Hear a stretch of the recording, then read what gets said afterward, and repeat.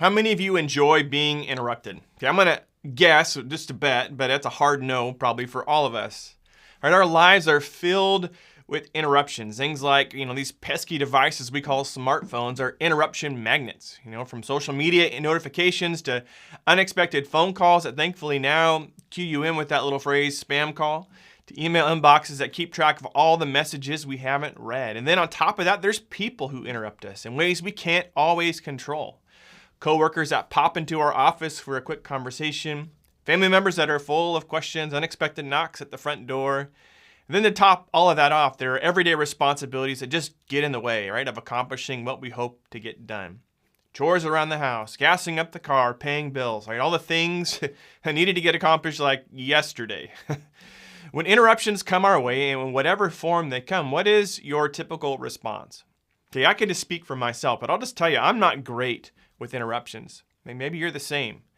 I've got things I'm wanting to accomplish, and interruptions just kind of complicate whatever I'm trying to get done. They're kind of like speed bumps, right? They'll slow you down, but at least for me, I'm still plowing over them. And today we're continuing in our series through the New Testament book of Matthew, looking at one account of Jesus' life and ministry. And over the past few weeks, we've been looking closely at examples of Jesus' authority as God's Messiah. And not only have we seen him speak with authority, but Jesus has displayed the same in miraculous works like healing those who society labeled as less than and overcoming the forces of evil. And today we'll look at 4 more examples of his authority at work. And in each of these examples, there's a common beginning, okay? Interruption. And where interruptions in my life don't seem to bring out the best in me, what we'll see is that Jesus responded to each interruption with compassion. If I could sum up the message today in a big idea, it would be this. Jesus responds to our need with compassion. Jesus responds to our need with compassion. As I just mentioned, in each of these authoritative works we're going to read about today, there is a common thread of interruption followed by compassion. And I think it's important, like right up front, to set the stage for this kind of compassion that Jesus demonstrates because it's powerful stuff. The kind of compassion being described in our passage today is not like pity or merely feeling bad for someone. We can come across potential interruptions in our day, right? People around us that have needs, and we can feel bad about the situation. Kind of like when you see someone asking for money or food on the street corner, right? We can see their need and we can feel pity for them. But the word for compassion here in Matthew 9 is so much bigger. Okay, let's jump ahead to the end of the chapter and we'll see this word in action. Okay, we'll start reading in Matthew chapter 9, verse 36. When he, meaning Jesus, saw the crowds, he had compassion on them because they were confused and helpless, like sheep without a shepherd. And see, Jesus saw the crowds, not just his disciples, not just those who were in his circle of friends, but the crowds, the everyday people. And his response was what? Right? Compassion. And that word for compassion is the Greek word splanchnizomai. Okay, that's a mouthful, right? It can be difficult to say and also difficult to translate into English. And the literal translation is this, okay, to be moved in the inward parts. No wonder the Bible translators go with compassion here. Because that's just weird to say, right? Move with compassion, move with in your inward parts. It just feels weird, right? Well, we've all experienced like those kind of emotions at a gut level. Right? Butterflies in your stomach when you're excited, right? That tightness or aching when you're anxious. It's the idea behind the phrase, a pit in your stomach. And one of the most prominent places in the Gospels where we see this Greek word splanchnizomai described is in the story Jesus tells about the prodigal son in the Gospel account of Luke chapter 15. And to give you some of the story, so the son runs off with his inheritance and he wastes it all on wild living. And then he kind of reaches this low point where he realizes all that he's lost and he longs to return to his father.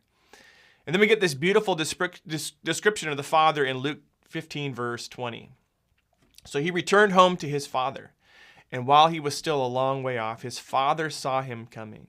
Filled with love and compassion, he ran to his son, embraced him, and kissed him. I love that. While the son was still far off, the father saw him. Like Jesus sees the crowd and his response is to be moved with love in the inward parts. It's such a strong and visceral reaction that the father can't help but to run to his son, to embrace and kiss him. And that's the picture we get of Jesus in response to our need.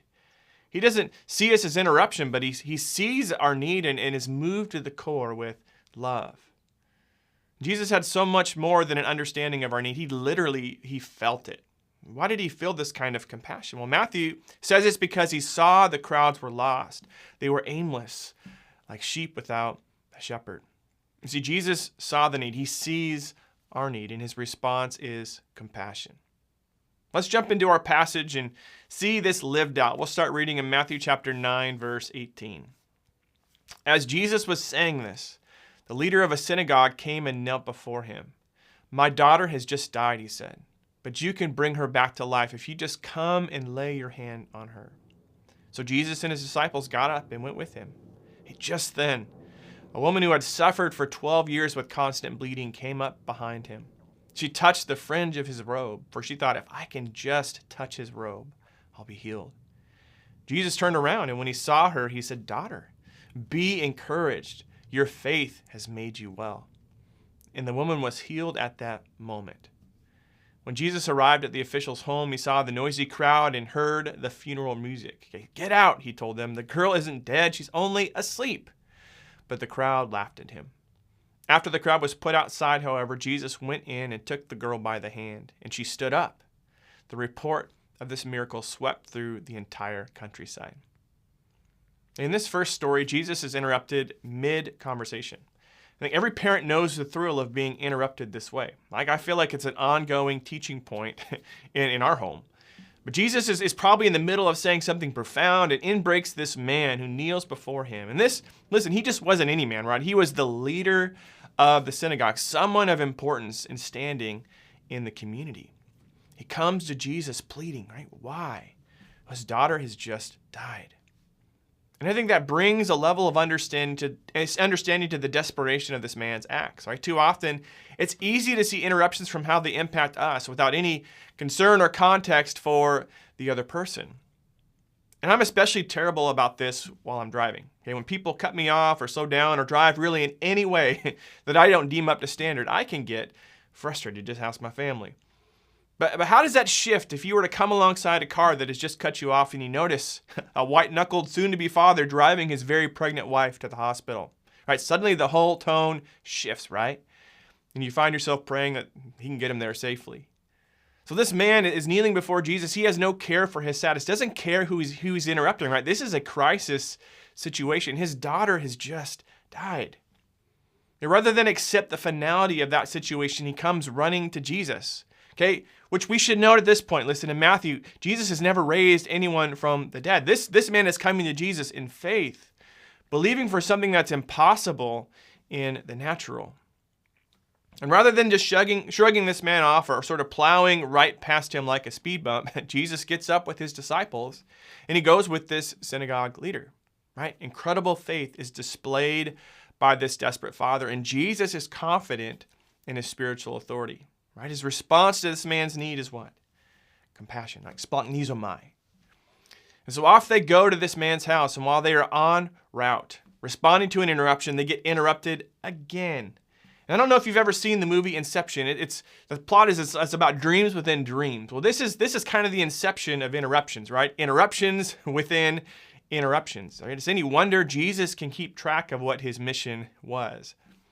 So what do we know about this next interruption? Right, this was a woman in desperate need. She'd been suffering with menstrual bleeding for 12 years. And other gospel accounts of this story note that she had spent all she had on doctors and nothing had worked.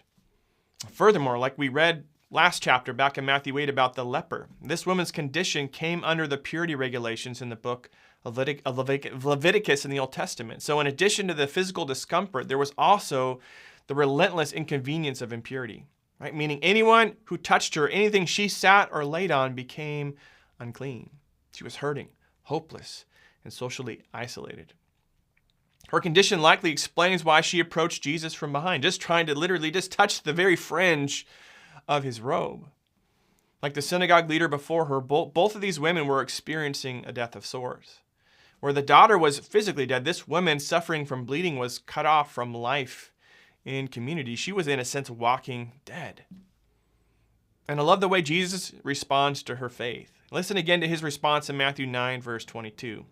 Jesus turned around, and when he saw her, he said, "Daughter, be encouraged." Right? He turned around and saw her. And his words give us a clue to how Jesus saw this interruption. He saw her need, and he was moved with compassion. Right? He said, "My daughter." He spoke to her like family.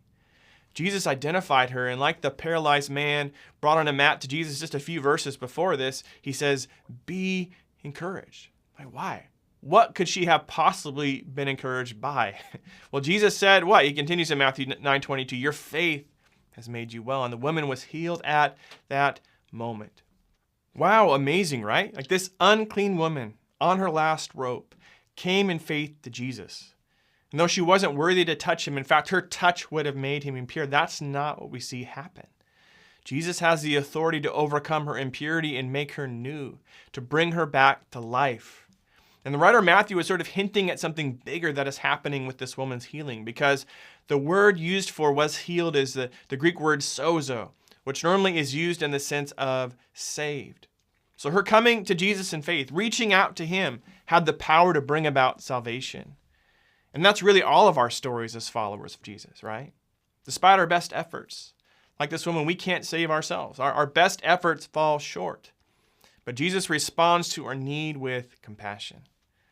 And I love the way the Apostle Paul describes this truth in a letter to the church in Rome. This is out of Romans chapter 5, verses 6 through 8. "When we were utterly helpless, Christ came at just the right time and died for us sinners.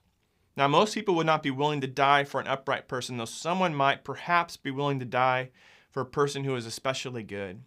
But God showed his great love for us by sending Christ to die for us while we were still sinners." While we were dead in our sin, alive but spiritually dead, Jesus came with compassion, right? Splotnizomai, like the father who saw his son a long ways off, and he came running to us. He overcame all that would separate us from God, sin and death, on the cross. But even death couldn't hold him down. Jesus overcame that when he rose from the dead. And we get a sense of that power in his response to the synagogue leader's daughter. Because when Jesus finally arrived at the house, a full procession of mourners and funeral music was happening. And what does Jesus say to this crowd, right? Listen again. This is out of Matthew 9, verse 24. Jesus said, "Get out. The girl isn't dead. She's only asleep." But the crowd laughed at him. Right? That's crazy, right? It sounds like Jesus is in denial, right? She's definitely not asleep. She's dead. And the crowd's response is likely how we would feel if someone interrupted a funeral we were attending saying a similar thing.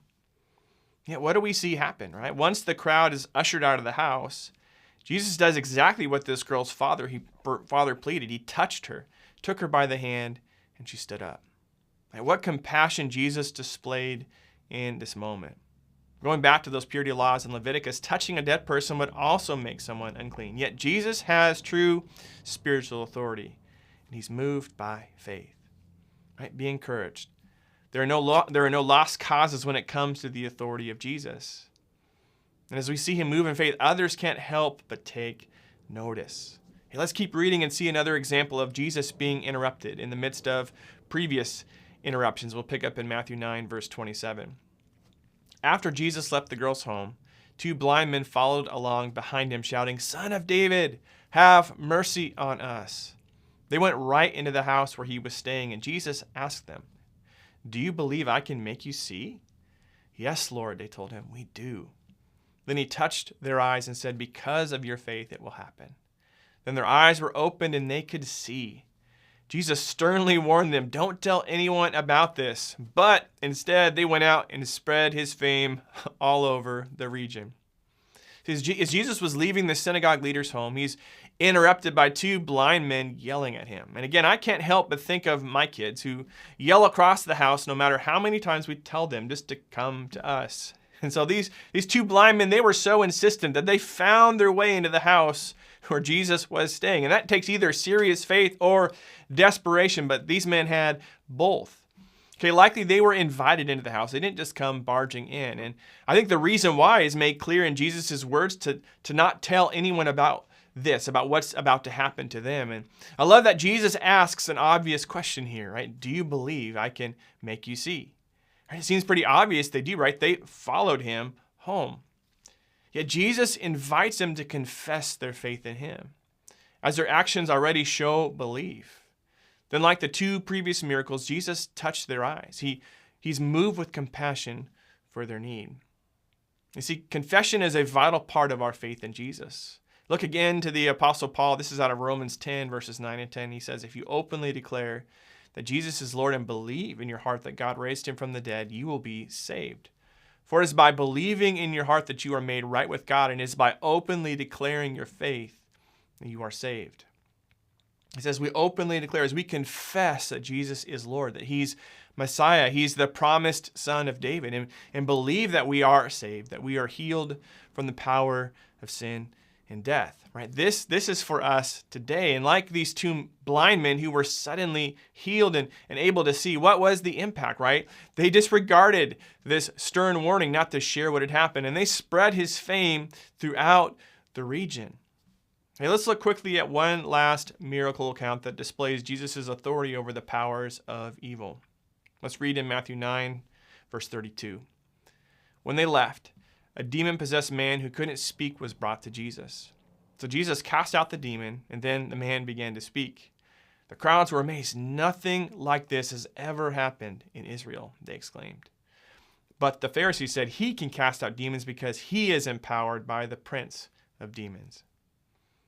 And we've read stories like this already in previous passages, but one thing we haven't seen is the response to Jesus' authority, right? In the above stories, the notoriety and the fame of Jesus' spiritual authority is growing, right? Despite his stern request for it not to, which is just crazy to me. But the crowds, they're seeing authority that has never been displayed in Israel, right? That's a big claim. Like, think of how big the Old Testament is and all the things that God did, and yet the people see Jesus working in ways that they've never encountered. And that show of power begins to set the stage for what will ultimately culminate in Jesus' arrest and crucifixion. Because those best positioned to receive Jesus as Messiah, the Pharisees or religious leaders, those who taught and knew the prophecies about the Messiah, they missed him altogether. They saw these miraculous healings and exorcisms, and their response was, Jesus is dangerous. He's able to cast out demons because he's empowered by the forces of evil? Like, that makes no sense, right? But that just goes to show that not everyone will receive the message of God's kingdom. If they refuse Jesus, they'll refuse you too. If they persecuted him, Jesus says we should expect the same. But opposition didn't lessen Jesus' call to proclaim the good news of the kingdom, nor should it lessen our call to co-mission with him. Let's finish reading Matthew 9. We'll pick up in Matthew 9, verse 35. Jesus traveled through all the towns and villages of that area, teaching in the synagogues and announcing the good news about the kingdom. And he healed every kind of disease and illness. When he saw the crowds, right, he had splanchnizomai, compassion on them because they were confused and helpless, like sheep without a shepherd. He said to his disciples, the harvest is great, but the workers are few. So pray to the Lord who is in charge of the harvest. Ask him to send more workers into his fields. These verses from the writer of Matthew serve as kind of a bookend to what we've really been focusing on the last number of weeks. In fact, going all the way back to March, where we looked at the end of Matthew 4. And the focus in this section has been on Jesus' authority, on his words of authority in the Sermon on the Mount, and now his works of authority in these miracle accounts that we looked at, 10 altogether. And now as we turn the corner, we see Jesus doing something unexpected. And I can't wait to dig in more to this in the weeks to come. But Jesus already sees the crowds, and he's moved with compassion because the need is clear. Right? They're lost. And what is his response? He invites his disciples, those that are following him, to pray for more workers, not for Jesus to do more miracles, but to raise up more harvesters to join him in his fields. And for us, as his followers, to be moved with compassion like Jesus is. And as I wrap up this message, I have just a few next steps. The first is become a follower of Jesus. Throughout the passage today, we saw God's heart on display for our need. And there's really no greater need we have than for Jesus to save us from sin and bring us into life in God's kingdom. Like the woman with the issue of blood, no amount of self-help or effort can remove the curse of sin. Yet Jesus has authority over sin and death. He came in love, like the father in the prodigal son story. He's moved with compassion for us and has made a way. He paid the steep price. Whatever the cost for our freedom, Jesus paid it so we could be sons and daughters. And like we read in Romans, we're called to confess that Jesus is able to save us and believe that what he did on the cross was enough. If we confess and believe, we are saved, we are healed, we are made new. If that's a step you're looking to take today, would you let someone in your home church know? We'd love to pray for you and help you take next steps in what it means to follow Jesus. Another next step is this: respond to needs with compassion. Throughout these stories, we saw Jesus respond to every need, every interruption with compassion. And listen, I know you're not Jesus, okay? I'm not either. But can we seek to love others with compassion? Do not settle for pity when it comes to the needs of those around us, but as we are able, empowered by the Spirit of God, will we be moved to splanchnizomai? Maybe it's someone we see on a daily basis that struggles with self-doubt that we speak a word of encouragement to. Maybe it's a neighbor that has an overgrown yard, and rather than complain, could we be moved to compassion to check on them and see how we could help? Let's choose to be faith-filled and respond as God's Spirit leads us to be those who spread the fame of Jesus far and wide. The last next step is simple, okay? So I know you can definitely accomplish it this week. And it's this: come to celebration service next week. Next Sunday is our collective service as Oasis Home Church. We are home churches. We are a church of home churches. And this next Sunday, May 21st, is our chance to gather collectively at 10:30 a.m.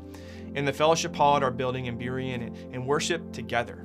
So be there. Invite those who are needing a home or looking for community.